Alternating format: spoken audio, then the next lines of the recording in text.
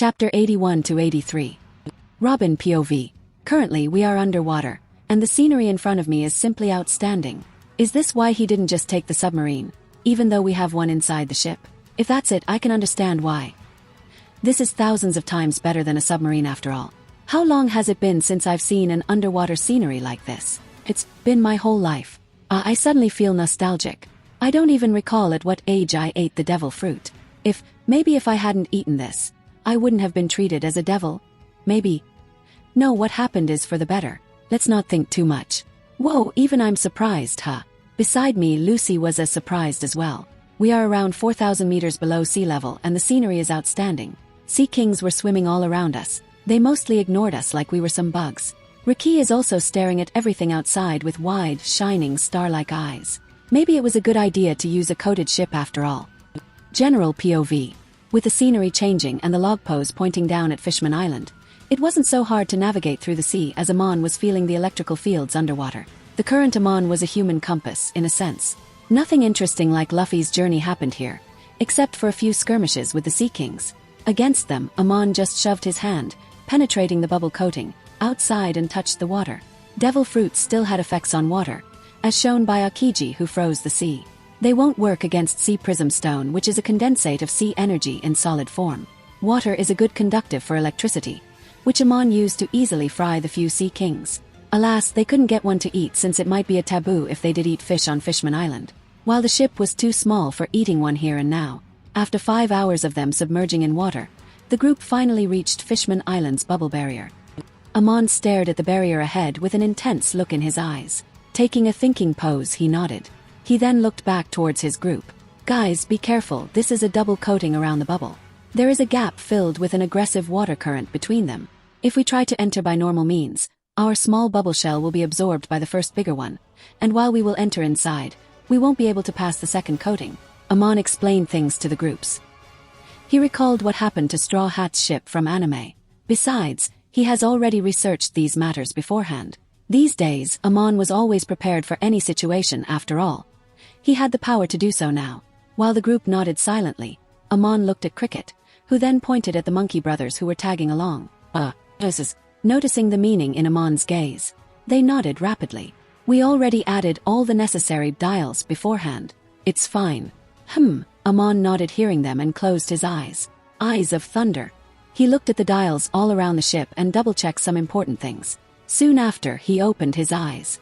There was a bunch of special variants of dials which needed remote control to work. Alright, good job.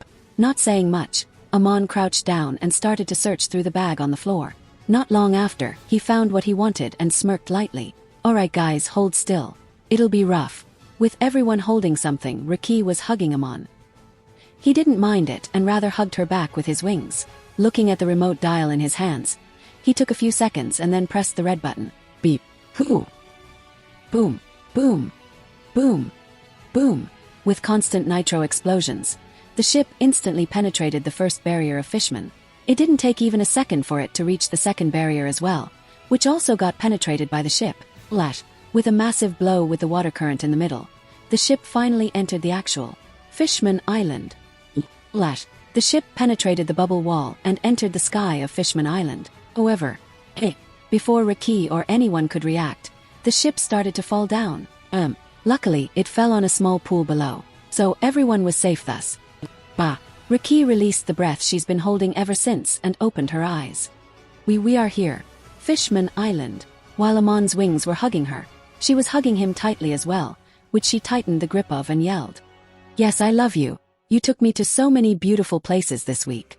I love, smack. Cutting her short, Amon smacked her head as he coughed out some seawater. He said in a grumpy voice. Shut up. With Ricky complaining to Robin, Amon let some electricity course through his body. He wasn't scared of dying underwater the whole trip. He had temporary ways to survive even if the ship and the submarine got destroyed. He would have still been alive, moving underwater freely. The reason was quite simple. Let's not get over my head. This is not a permanent effect anyway. Amon sighed. But I guess this will come in handy in this small mission against Fishman Island. Shaking his head lightly, Amon, who was clad in dark purple clothes from head to toe, hiding everything under, looked at his companions. Guys, get a hold of yourselves. Amon started to heat up the electrical fields in the air around them, thus making the surrounding hot. In a leader-type voice he said, "I will help with the temperature. Try to take deep breaths." Looking at his companions, Robin, Cricket and the monkey brothers down on the floor of the deck, Amon then prepared some quick medicine for them. While they were resting there, many fishmen noticed the ship in their island's pool. Some stayed silent, while some let the royal guards know. 7 days ago, the queen had left with a world noble. They were worried for that reason. They stayed silent even though something illegal like sailing ships in the residential swimming pool was happening. After all, after they harmed these bunch of humans, what if they hurt their queen? Amon was up in the foremast, the wooden pillar-like object of the ship, looking down at the Fishman Island itself. He was able to feel their emotions to a certain extent, which he didn't mind at all. Robin said with her gasping voice, "Lucy, I'm fine now." Oh, Amon looked back. That was quick. He thought with a smile. He then started to think of useless things. "I told her my real name, but I guess she wants to call me something nobody else calls." Shaking away the thoughts, nodding his head with a smile. He then looked at the monkey brothers and Cricket. "Let's split here. Let's make 2 teams of 3, you 3 and we 3. Amon pointed towards himself, Ricky and Robin. "I don't think the monkey brothers will have any problems. But Cricket, be careful. Fishmen can be dangerous." It was not a matter of strength. It was their looks. Cricket nodded in understanding. With Amon's warning, they separated after docking the ship in a proper place. Fish folks were giving them glances, but everyone ignored them. They weren't the only humans on the island anyway.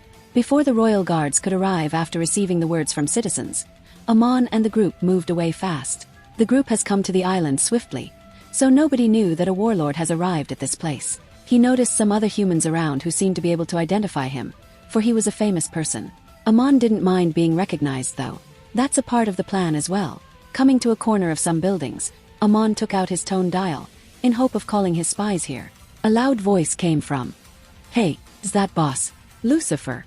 Before he could dial the dial, he heard a familiar voice. With a frown, he looked in the direction. As his frown disappeared, "Leader, is that really you?" "Huh." Raven hair and a muscular build. It was the guy who left Amon's guild to fight the world government on his own more than a year ago. "You recognize me?" "It's me, Mello." "It was Mello." "It's me, Mello." "Huh." The raven-haired man laughed lightly as he waved his hands from far. He was alone as Amon quickly started to search around for anything suspicious. Luckily for everyone on Fishman Island, this wasn't an ambush or some illusion cast by some mutant fishmen. Certain fishmen are the One Piece world's mutants. They possess powers which would be absurd for normal humans to have. It would have been lucky if I was born here. But oh well, I love my current situation. Thinking such, a smile formed on his face. Amon started to walk forward. "Oh, Mello, is that really you? Wow, you seem different than before." Looking at the different scars around his body, Amon laughed lightly. "You seem to have gone through many hardships." Mello walked forward and bro-fisted Amon. "Whoa," he grinned largely. "Hardships? That I did go through, but it seems miss all Sunday and you have gotten much closer as well. You even have a child now, huh?" With Ricky and Amon looking at him deadpanly, the man stayed silent. Soon after, he scratched his head. That wasn't funny. Haha, anyway." Amon laughed at his bad joke while Robin blanked from behind. She recalled that day she was drunk and talked about world nobles with Amon and this man in front. Mello then made a thoughtful expression. "Oh, let's not talk here. My wife works at the Mermaid Cafe around here." He nudged Amon. "Mermaid, hee." "You got the pun." Amon played with his humor and made a face similar to his, though his thoughts were quite different inside. Wife. Didn't his wife get caught by some world noble and got gangbanged? Wait, not gangbanged. Anyway, was he able to retrieve her? Amon was in deep thought. "I don't think it's the same woman. I would have heard about it then. So a new woman. Humans." After all that drama, laughing mockingly inwardly, Amon went with Mello's humor, who led them to the Mermaid Cafe. Mon POV. After walking for a few minutes, we came across the Mermaid Cafe. Mello had a pretty cheerful look. I didn't expect him to meet him like this. He even got married. How pathetic. He let go of all the rage, grudge and revenge.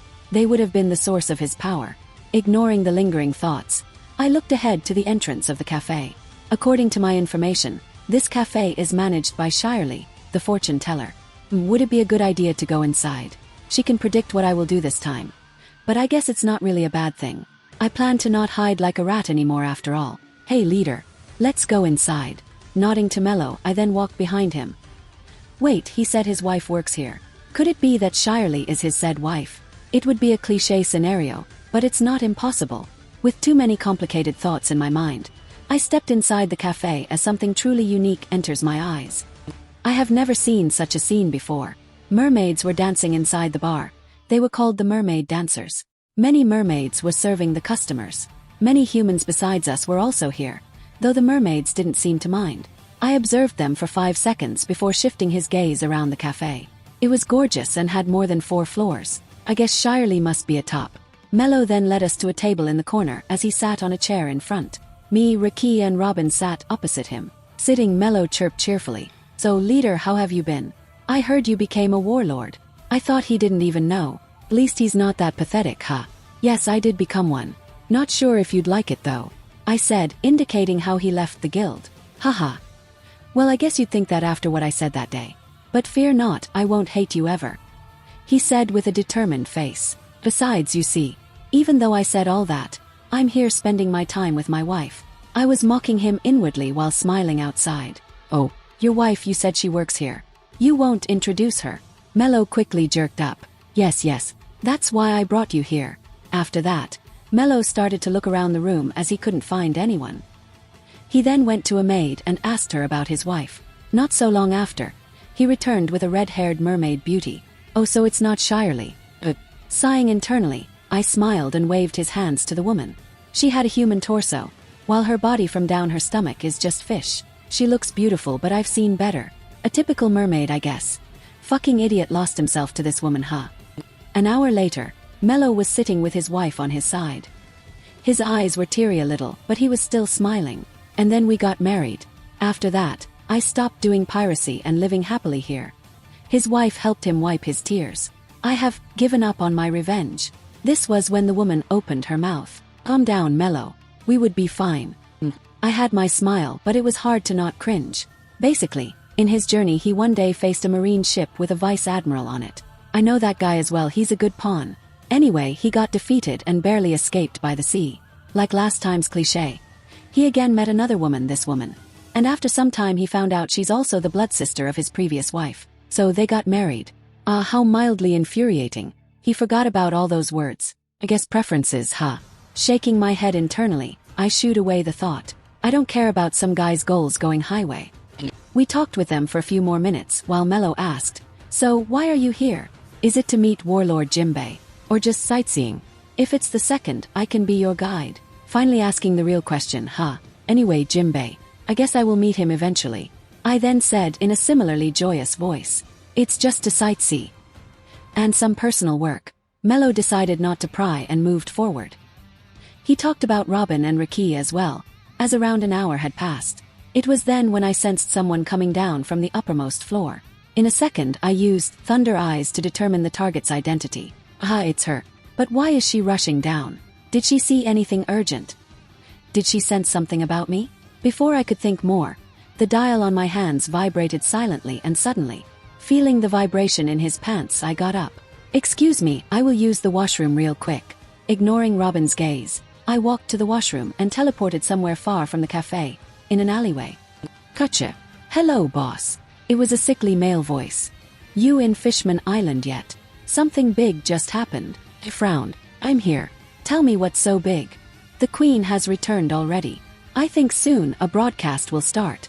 Just as the sickly voice said this, a loud chirping occurred from a few speakers. Citizens of Fishman Island, the Queen has returned.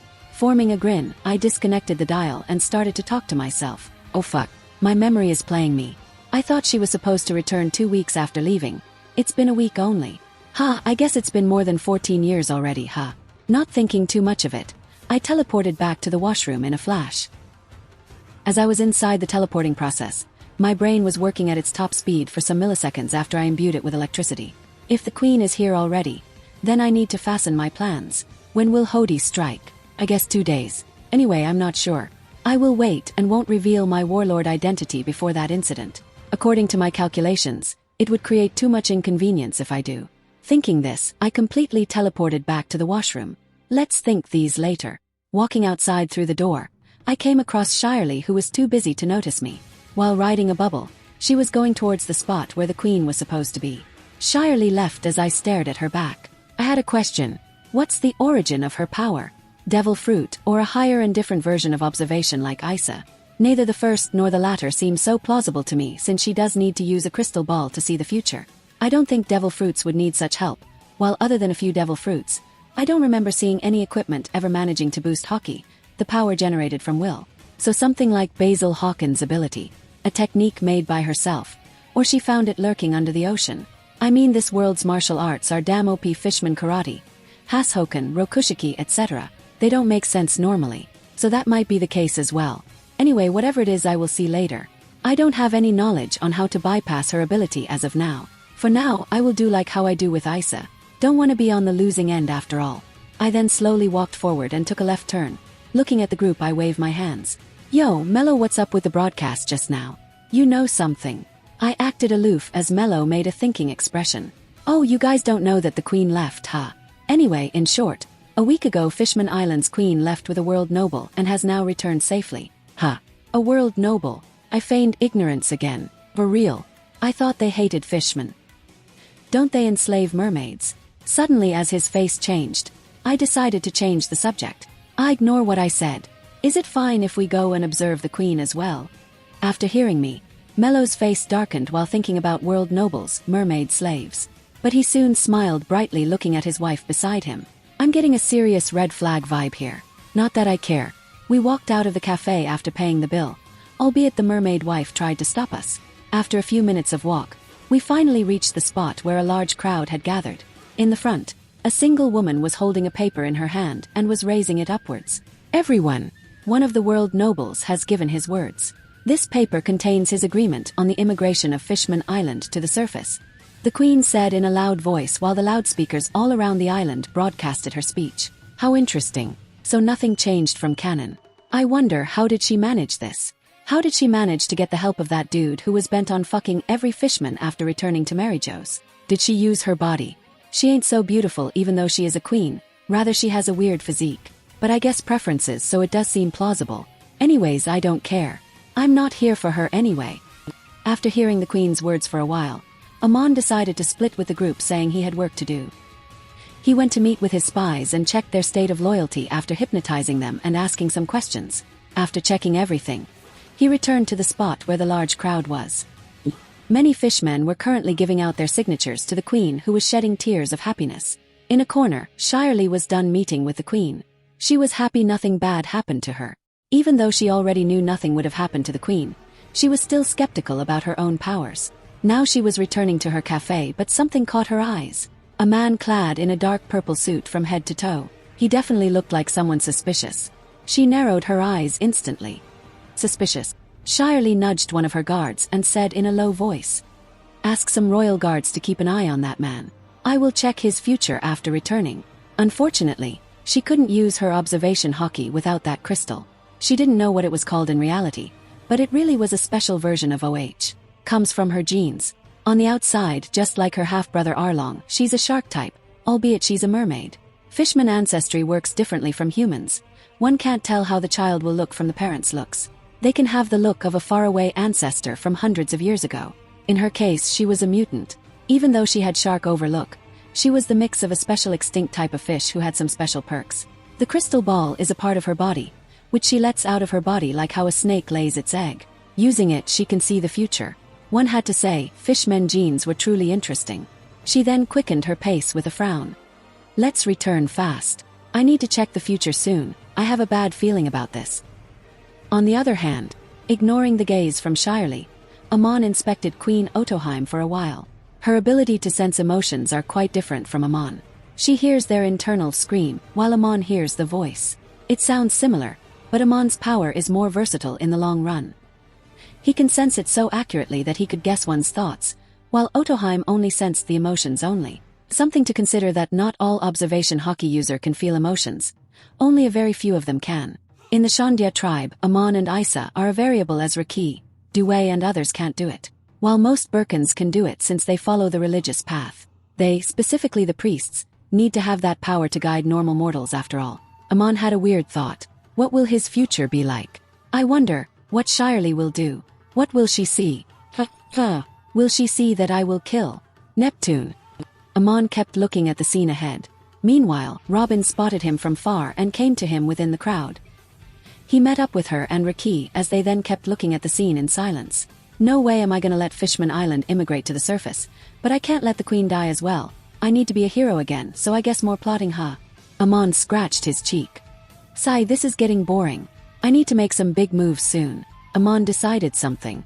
It's been 14 years, yet all this time he's been passive. But I guess I have to hold a little more. Just a little. It's necessary. While this was happening, Shirley was in her chamber. Her eyes closed, her hand above the crystal ball. She was trying to predict the future of the man clad in dark purple. Ooh. Her eyes arched up instantly as her body shook. Someone. A few guards quickly ran to the chamber. What is it, Miss Shirley? Quickly let Boss Jimbei know. The king is in danger. The Fishman Island is in danger. Call him here. In her crystal ball, the face of an angel was glimmering, not caring for his angelic face. He had the severed head of King Neptune in his hand. More so, he had a devilish grin plastered on his face. Underskirt. Amon used thunder eyes to spy inside Shirley's room. He had a smile on his face as he closed his technique. He just tried to trick her future vision. My guess is her ability doesn't matter, the origin is connected to wide sensing of one's will. Suppose inside a large room 100 people are kept. They are told to kill each other. Who will be the last to stand? She can determine it by subconsciously sensing all their will and calculate all of them accordingly, thus reaching the most possible conclusion. However, it can be proved wrong if one of the 100 people's emotions suddenly changed, and they were strong enough to back up that change and go against 99 people's emotions at once. Like this, even her divination can fail. Although, the conclusion is most of the time correct, since even if one person changes, the remaining 99 stays the same. 99 is bigger than 1 after all. Still, if someone strong enough with enough willpower changes their mind, then the future will change as well. At the moment I saw her leave, I just tried to force my will into believing I will kill Neptune, and it worked. I tricked her system. But can I change this future? Is my will strong enough? Am I strong enough? Actually, who knows? Amon laughed internally. There was still a chance that all this was a big coincidence, but it matters not. Amon was confident enough to sink Fishman Island if really needed. Not that neither he nor the fishmen would drown and die. Amon let out a suppressed laughter as Robin looked at him strangely. Hey Robin, Amon called while still looking ahead. Yes, I'm soon gonna fight Jimbei, another warlord of the sea. Don't intervene, okay? Robin's eyes arched upwards. From her knowledge, Jimbei was in a different league than Crocodile. Whoa. You are a devil fruit user, you can't win against him, he dashed. Amon clasped Robin's hand tightly. Listen, I'm gonna be fine. I always have been. No, you say that all the time. Robin started to debate with him silently, while Raki stayed silent with a deadpan expression from the middle. If brother is saying he would be fine, he definitely has ways. Her grip on her sword tightened. The cursed sword has been making fun of her a lot, but she never gave up. It's my fault that I decided to test Shirley's limit. I obviously don't plan to kill Neptune. At that moment it was just to stimulate my emotions. I guess it worked, but as a price, Jimbei will come after me. Worth it. I now don't have many loose ends. Smiling in pure satisfaction, Amon gripped Robin's hand one last time. Besides, I want to see how far behind I am to Jimbei in regards to my physical strength. Obviously, pure power-wise, I beat him 1,000,000 times. Before long, Amon had mixed among the crowd. Meanwhile, Jimbei was looking at him from beside Otoheim. He just heard about Shirley calling him, but she didn't specify things. For now, he will leave this suspicious-looking guy to roam. First he will talk with Shirley. Thinking such, Jimbei excused himself from the queen and walked towards Shirley's cafe. Impossible. Are you certain? A single man can't possibly. The Knight of the Sea. Jimbei had wide large eyes as he listened to Shirley. I'm surprised as well, but that's what I saw. Jimbei got lost in thought. I see. He knew how accurate her divination was. More so this was about the king's life. Queen Otoheim is in a happy state. Do not let the news reach her. Jimbei said in a deep voice. I, the Knight of the Sea, will protect my king all by myself. With a serious face, Jimbei walked away from the room. As he left, Shirley bit her lips after she took a look into the future again. She hoped it was one of the times her divination would fail, but the future didn't change. Sniff. Everyone. I'm so happy. Sniff. Queen Otoheim was flowing in tears while everyone was trying to comfort her. Mother, please go to the castle with us. You can return after a short break. Please. The eldest prince of fishmen, Fukaboshi said while clasping his mother's hands. Don't you want to meet Shirahoshi? She can't come out since she's been being targeted by flying love letters from the time you left a week ago. Hearing him, Otoheim's eyes arched upwards. What? This incident happened earlier than canon because Amon ordered his spies to intervene. Amon was currently. Quickly, Queen Otoheim, along with the three princes rushed to the castle. My heaven! Otoheim screamed in misery. Currently, Amon was in the forest of Fishman Island, the place where the poneglyph was kept. Surprisingly, this was a place where people didn't usually come much. Currently, Amon was copying the poneglyph as text, writing them down in his small notebook. If he succeeds this time, then the notebook will be useless, but if he fails, then it will be pretty useful, to say the least. It was already around night. It was a little hard to write in the darkness. Amon imbued lighting in his eyes, as they worked like a flashlight. He could have used his observation hockey if he wanted. While time passed, Amon completed writing the texts down. After that, he took a break and ate some food.